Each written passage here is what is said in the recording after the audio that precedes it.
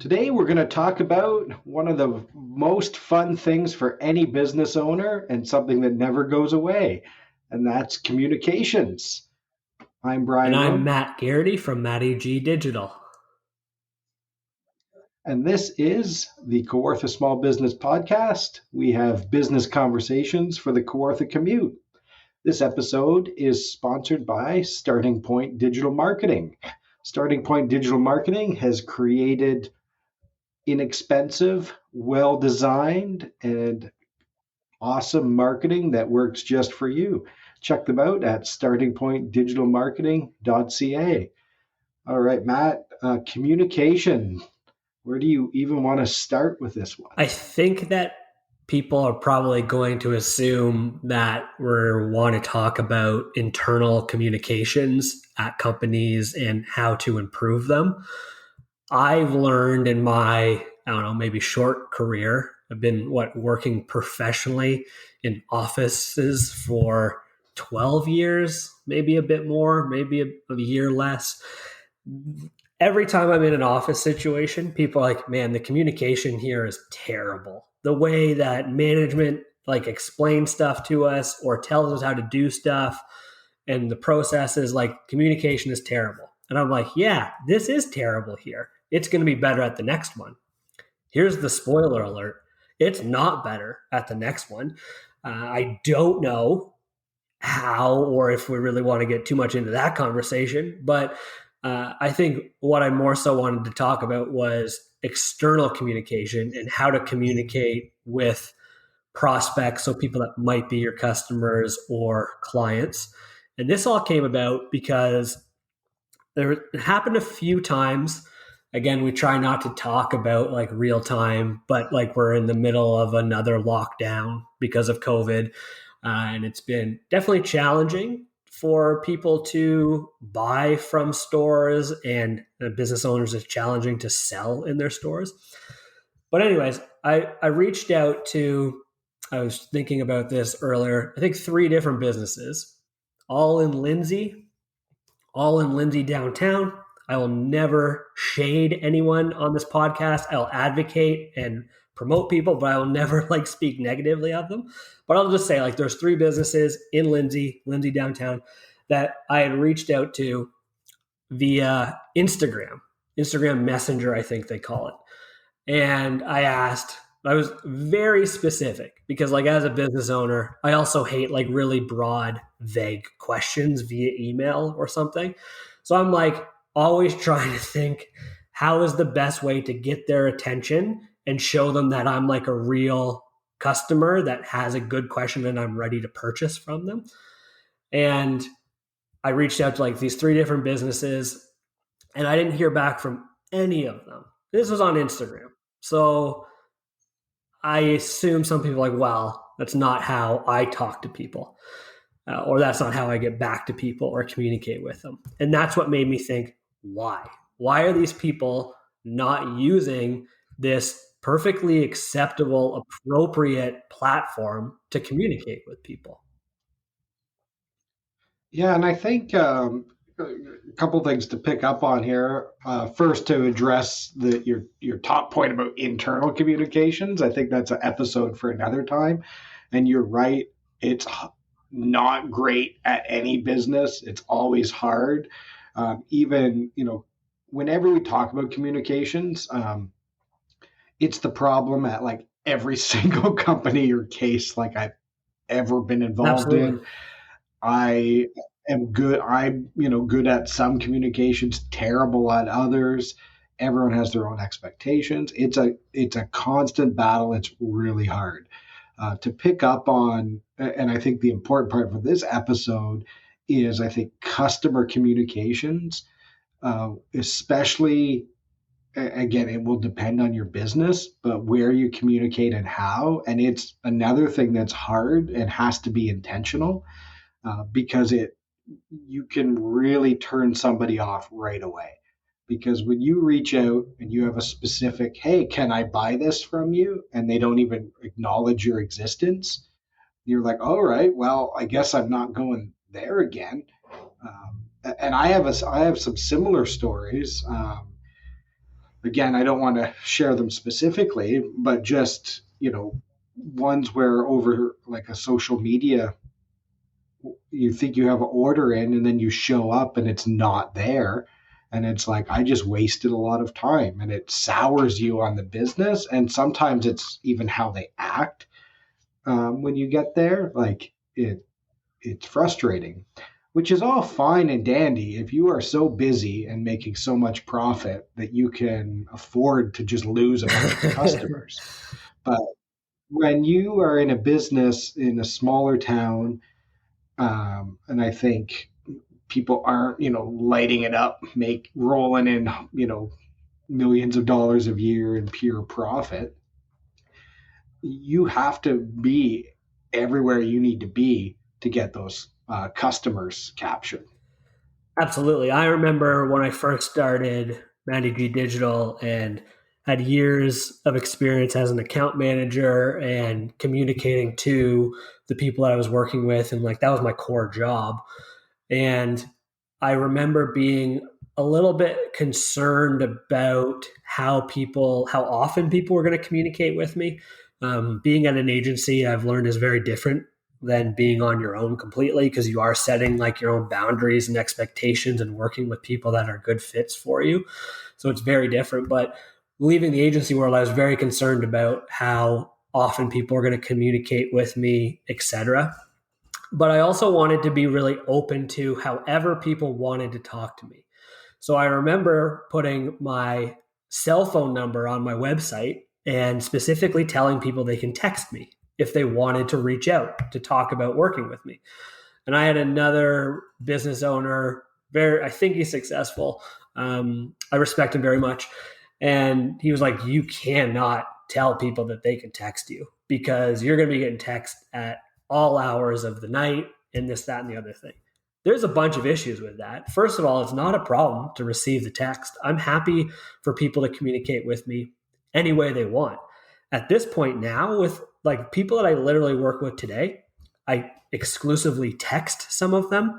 I exclusively speak on Facebook Messenger with some, Instagram Messenger, email, of course, some phone calls. The phone calls are usually scheduled. But I'm just happy to like, if people are talking to me, you know what I mean? Whatever people, however they want to talk to me, I'm open to that. The issue with like, oh, you're going to get calls and this in the middle of the night. Very simple solution for this.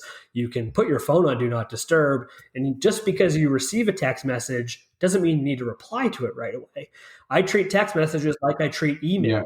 Like I'll look at them, I'll acknowledge them, and then I'll get to them when it's an appropriate time. And that's a bit of my own experience. And I'll tell other people this that I'm kind of mentoring. Sometimes, even when you can get back to someone in like 5-10 minutes after they send the email, literally don't. Pump the brakes. Wait a couple hours. Wait to the afternoon. Wait until the next day, as long as it's still within an appropriate time, because you still need to like set certain expectations for people. Oh yeah. Yeah. And I think, again, it depends on the business, but the idea of having those multiple channels is, I mean, in this day and age is pretty important, because people might, if they show up to you on Facebook or they just use Facebook Messenger, like I know I have some friends and people I communicate through there, and it's like I would text them, but I don't have their phone number. And it's like weird to be like, hey, like send me your phone number, I guess. Like it doesn't really matter. Now they both work just as good as the other. So I think that's good. I think if you're a retail store or a restaurant, or if you have a service business where speed is important, then you need to have a plan, whether it's you, the business owner, or it's delegated to respond almost as fast as possible. I have someone I know in the real estate industry, and they were telling me once, the secret boils down to speed on the ground, because when people make that decision, they're basically looking at who's going to reply to them first. So you have to be everywhere, like, be on all the channels and respond as quickly as possible. If one of my pet peeves is, I've worked before in an open office. Um, I don't like playing telephone tag. If I'm doing service, something for my house, it's not a priority always for me, but I need to get it done. I like electronic forms. I like to either text or I like email. And I hate when people just don't respond to email or they want you to sort of get in the telephone tag game with them to schedule something. I'm like, just manage your email. And there's a few businesses that I've reluctantly had to deal with because there's not a lot of competition for them, where it's just like pulling teeth to figure out how to get them to like come do the job that again should be their business. And if you're rolling in profit, that's fine. But most businesses want more customers, especially the ones who are willing to like pay you right away. Um, so yeah, you have to have that plan to manage all of that. Absolutely. And I want to be super clear with at least two of the three messages that I sent out to people. They were like, I'm ready to purchase from you. One of which was, is this going to be easier facilitate via this type of message? Or do you want me to call in? Or do you want to set up an appointment? And they never even got back to me. And the other one was a reservation for a restaurant. And I'm like, hey, I want to be there at this time later this week. Can you set this up here? And they never got back to me. So like, it wasn't even like a vague, hey, are you guys open? Hey, do you have this in stock? It was like a very, Even the hey, are you open? So this is the other, as we loop every conversation to marketing, if you're getting the same question over and over, it means you're not communicating that yeah, to your clients. And I know we've talked about, on a platform like Instagram, it should be easy for me to find out where you are, when you're open, what you do. If you're not open, or if you're shut down and it's curbside only and you're only are open for minimal hours, make that clear and repeat it over and over. So, you're still going to get people who phone or people who message you because they're not going to bother even trying to look it up. But there's going to be people like um, you or me. I'm going to try to figure it out first before I, reach out with a message. But make that easy for me to figure out. If it's like an information hunt, or I call it you need the decoder ring to be able to like figure out, how to do business. That's really on you as the business to solve those. And again, if you're getting the same questions over and over, then it's easy to answer it, right? You can get like chat bots. Like there's all sorts of things that will help answer those easy questions. yeah. And like you said, have a process for this. So if these people didn't want me to communicate with them there, just a simple, hey, give us a call. Or I don't know what else to say, but like, just let's move this conversation elsewhere. In one situation, I'm kind of stuck. I'm probably going to have to just call them because, like you said, there wasn't a lot of solutions locally for this. But what you said too was really interesting about like open office and not wanting to take calls. And I'm also that way too, more so from I don't want to sound like a jerk. I want to say like phone calls can be intrusive, and sometimes they can be. They're very disruptive, to be super honest with you. When you're in any industry, they're disruptive. They can be taking away from what you're working on now, working with someone else, etc. Yep. So I like having scheduled calls or reach out via email. I can multitask on a phone call with someone and also be emailing someone else back, type of thing. But I have learned in my time, the last couple years specifically, which was interesting, like observationally, where we as marketers often want to be able to, not often, but a lot of time we want to be able to prove success. Like, okay, we did this, it resulted in this, meaning someone had a phone call, a form, etc. The easiest thing in the world to track is a form sent in. That doesn't work for every business. And also I've learned too from services, not everyone wants to send in a form like you might. This depends on industry. It depends on also I'm losing the amount of effort, the amount of time and effort you would put. High consideration purchase is what I'm trying to think of. I've learned this, like high Yeah. consideration purchases after a period of time that people have spent a lot of time thinking about. Like maybe they spent like 12 interactions with this brand before they've reached out.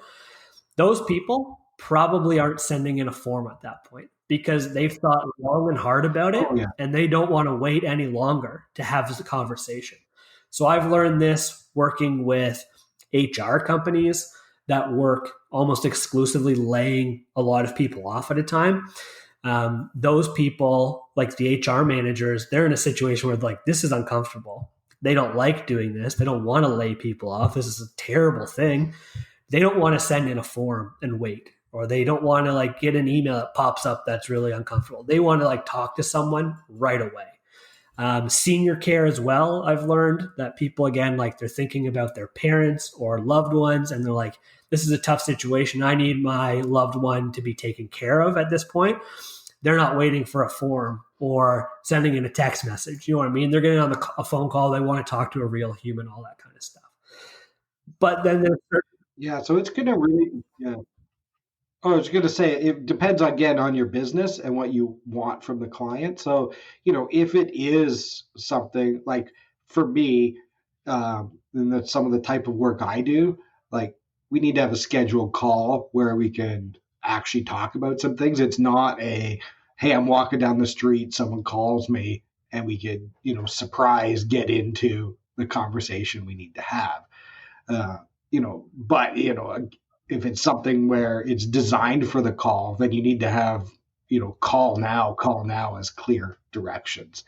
Uh, it's funny. I don't like forums either because usually, especially depending on the business, if they look really old and bad, I can tell nobody's looking at this, and then it's more frustrating. I'd rather have an email address of like, hey, you need to talk to this person for this. Email them here is fine. Or just reply to me on any of those and then redirect me to where I need to go, depending on what it is. But thinking out all of these things and how it works for your business is really important because, again, depending who your customer is, some people are going to like email, some text, some will only call and only do phone. Everybody's different. So if you're in retail or service or somewhere where you need a larger volume of customers, then you have to be ready for all of those things. And if you're going to be just dismissing a whole bunch of them, then that has to be strategic as well. And that's okay too. I know there's some businesses who are like, you know what, we don't do phone calls. Phone calls never work out. I worked for a business and we didn't reply to people that had Gmail addresses because they never worked out.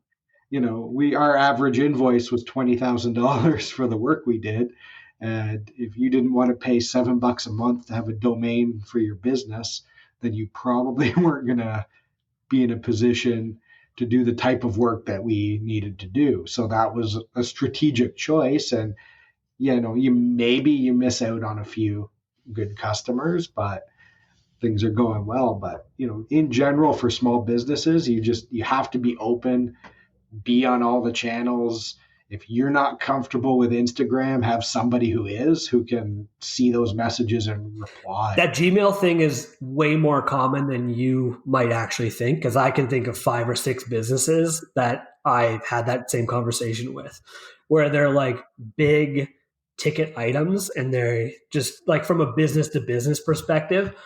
And they're like, if someone's emailing me from Hotmail or Gmail, like I don't know if they're legitimate, if they're trying to like get information from me, all this kind of stuff. I experience that a lot. I get a lot of people talking to me with the Gmail, Hotmail, because it's a lot of new businesses, hobby businesses and stuff like that. But the thing that keeps coming up also is the fact that there's all these channels and you need a process and people don't like doing this, people don't like doing that. At a core level, I think the reason why some people won't use certain platforms, like I have a hard time emailing people anymore when I go on their website or like sending in the forms, because so many people don't reply to them, which is shocking as a business owner. I'm guilty of that myself. I can think of a couple times within the last couple months or year that I've not replied to someone. From a phone call perspective, I've got 7 voicemails on my phone right now from like the last week, and I haven't even looked at them.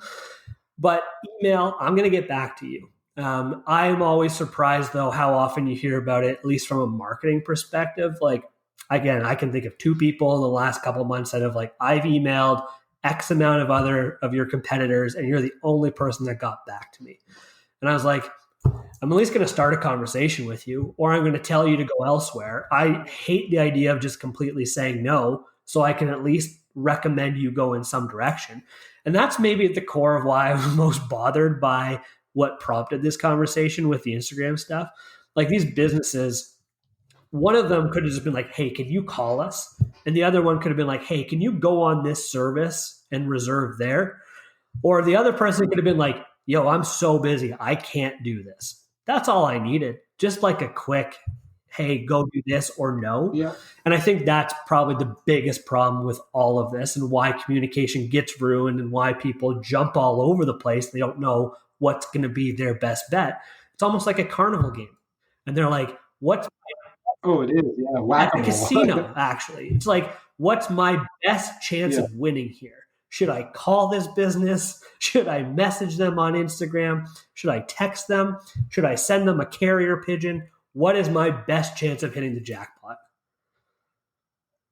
Yeah. And I think knowing that is just an opportunity for anyone listening to this.